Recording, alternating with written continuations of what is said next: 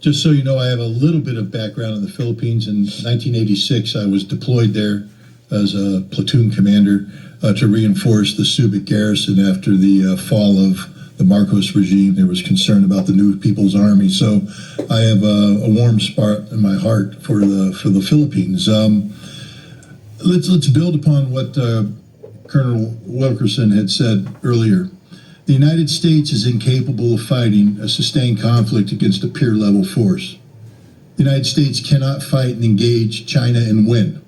We will not beat the Chinese. We cannot beat the Chinese, and we know this, and yet we're using the Philippines to create the conditions of potential conflict with the Chinese.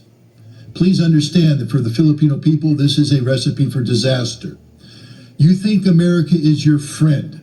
So too did the Ukrainian people, and they are dying by the hundreds of thousands. Friends don't let friends die in those quantities.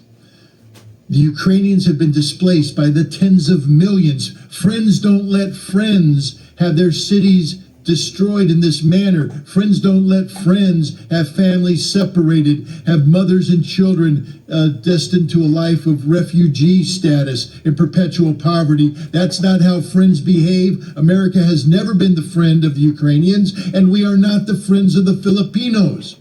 We don't like you. If we did like you, we wouldn't be doing this to you. We are using you. You are a tool. Nothing but a tool, and when the tool ceases to be useful, we will discard you. And discard you means usually after a war that devastates you. We are using you to gain some sort of momentary leverage over the Chinese. We will fail. The Chinese will win, and you will be destroyed. End of story.